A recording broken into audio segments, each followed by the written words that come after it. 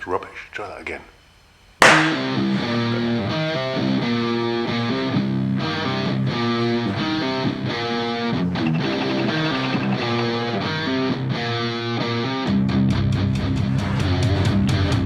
I feel like I'm insane, but that ain't gonna change my ways. All my life I've waited for someone who can come set me free.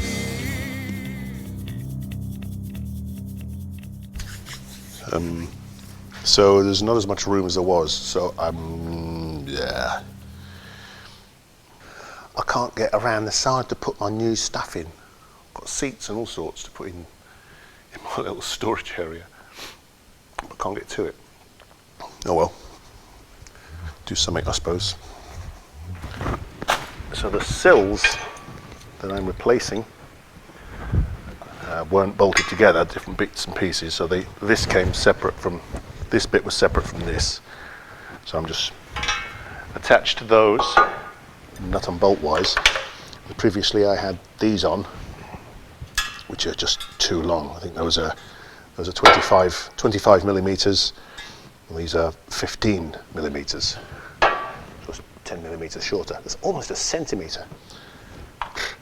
And now I'm going to try and figure out how the hell these little brackets went on. Now I do know that I sheared all of the ones that came off, which would imply they sort of go like that, really.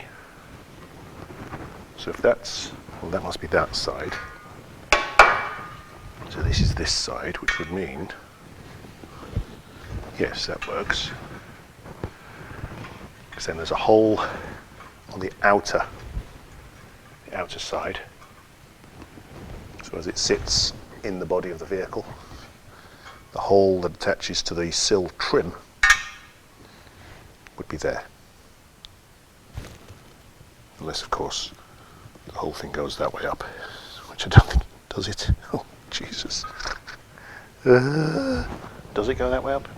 It would make sense if it did, wouldn't it? Because then well, look, there's 4, so it must be that. So, look. So these are on upside down. I realise that now. Which means that these go there like that. And that sits like this, with this the other way up. So I've just put these on. I'm now going to take them off and do it all again. Well, it's a good thing because you get to see it.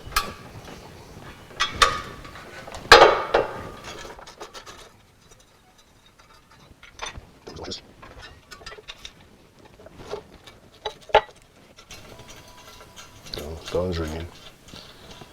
Obviously not for me.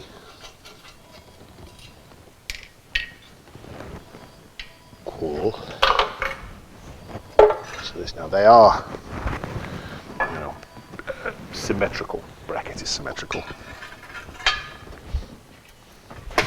Thrown it on the floor. Lost a washer. Wash it down. So also don't do that because it's irritating.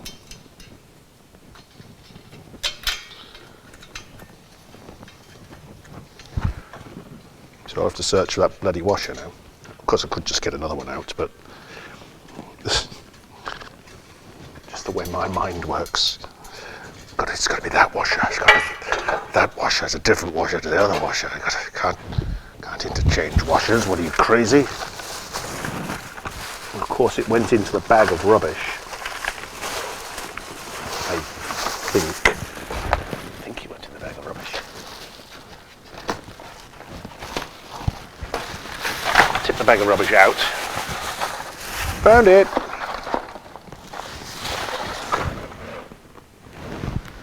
Huzzah. Now, put the thing in the thing, put the thing on the thing, get the thing and thingy it.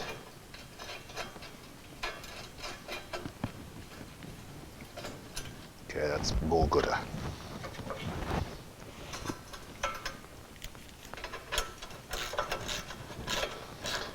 so they pinch, and then I'll try and get the angle right.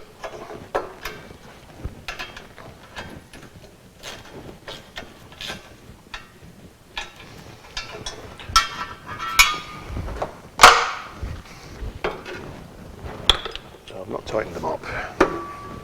But I've got a new magnet. I'm thinking that might just give me the right height.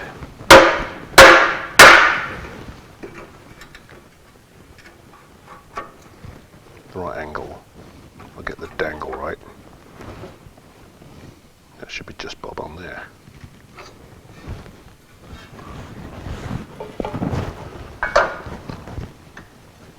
Very good. And I might leave them until I actually put it onto the body. This, on the other hand, on the other hand, I hate that kind of thing. Well, I don't hate it, but it's irritating. Hate is a very strong word to use for that scenario. I don't hate it.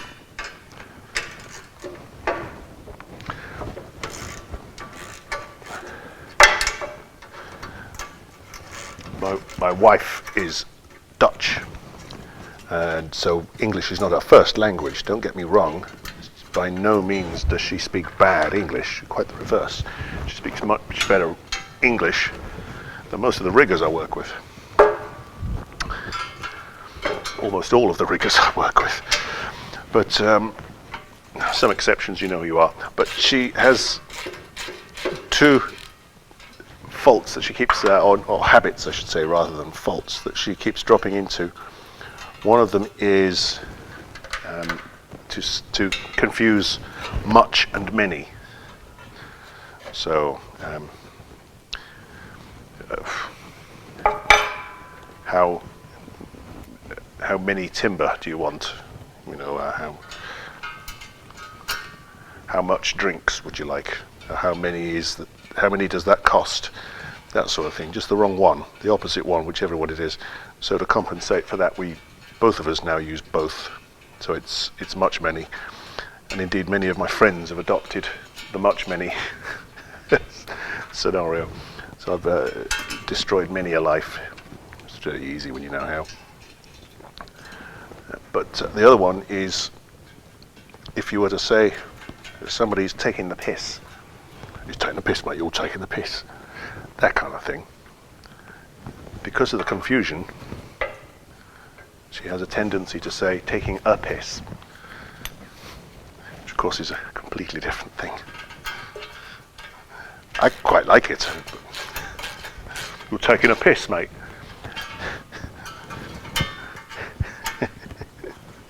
In many situations, more appropriate. All right, well, that'll do for now. And then let's see if we can figure out. And that's the other one. It goes on that side. It goes on this side. I'll put those back in the box and get out me 8mm shorties. These are also 15mm. And let's see if we can get these to work. Should be fun, wouldn't it? I notice as well the washers that were used on here were considerably larger than the ones that I have. So if that's the outside, it'll be like that, I suppose. Or is it like that? Or is it like that? I think it's like that. Anyway, the washer area here is much larger than the washer I've chosen. It doesn't particularly matter. But I'll tack these on, mainly so that I don't lose them later.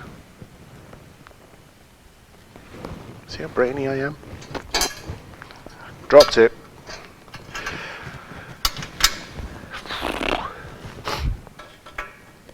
So I've attached them to that. They're not going to fall off and be lost at a later date. which is of course my biggest fear. It's not my biggest fear. Nuclear war is my biggest fear. That and the dentist. No, that's not true either. Maths tests. I think they're probably my biggest fear. I had a maths teacher when I was in my junior school. A very nice man, very young I suppose, but I was much younger, so he didn't appear young at the time. He must have only been a young man.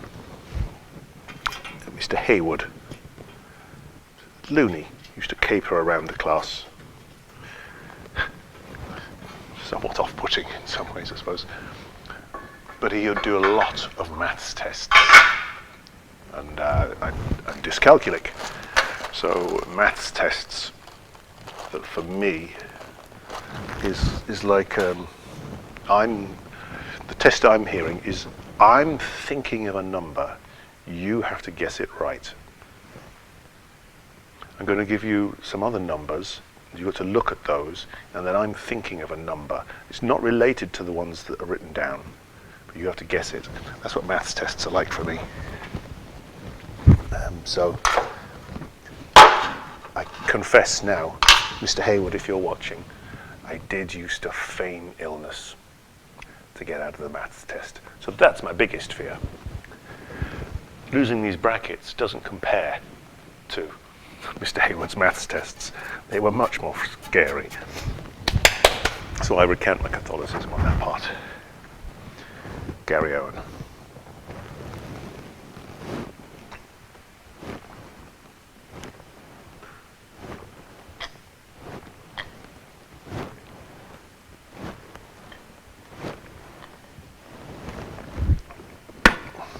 I don't know what kind of grit I was drinking at the end there, but I think it's pieces of Land Rover. Not the good bits you want to keep either. So I have to make another cuppa now. See ya. Right, now what I'm going to try and do is get some of this Footwell out at any rate. Maybe not all of it, but I'll start cutting bits out and then see what I can do from there. So I have a Footwell replacement that does slot in very nicely. It gives me some idea of what's required,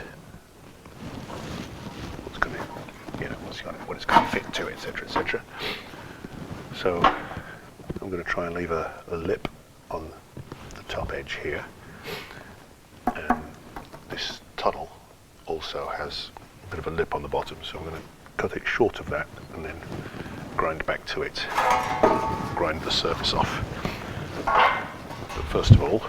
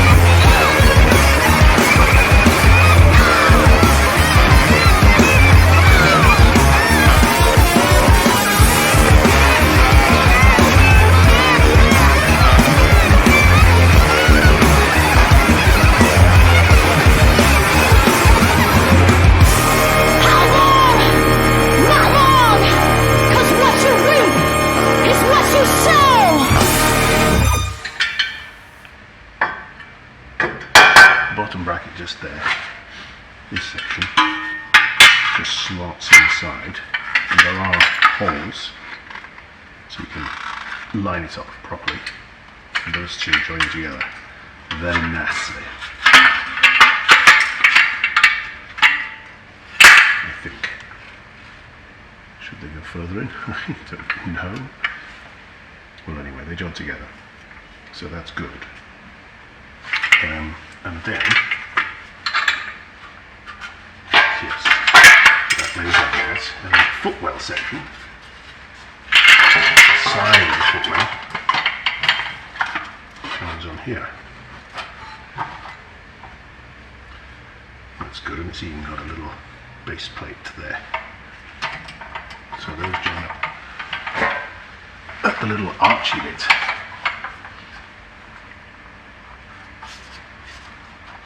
So actually, it's quite difficult to get wrong. Why did I say something like that? Why did I say that? If it's difficult to get wrong, I'll get it wrong. If I knew how to weld, I would be fixing that right now.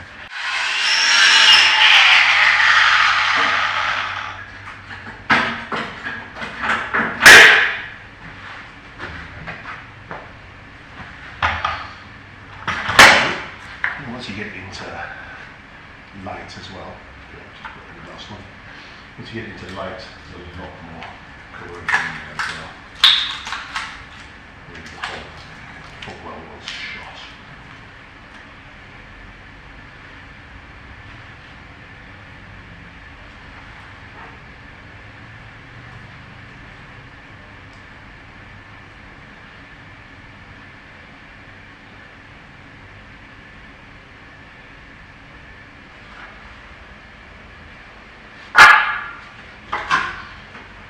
That's correct shit.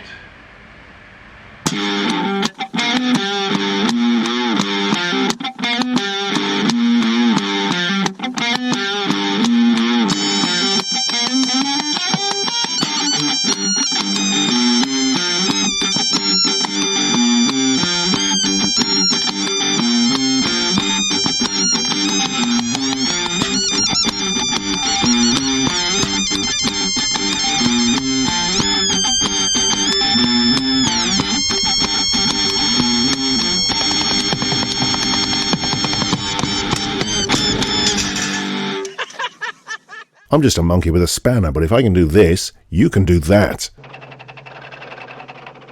Back to the old freezerinos.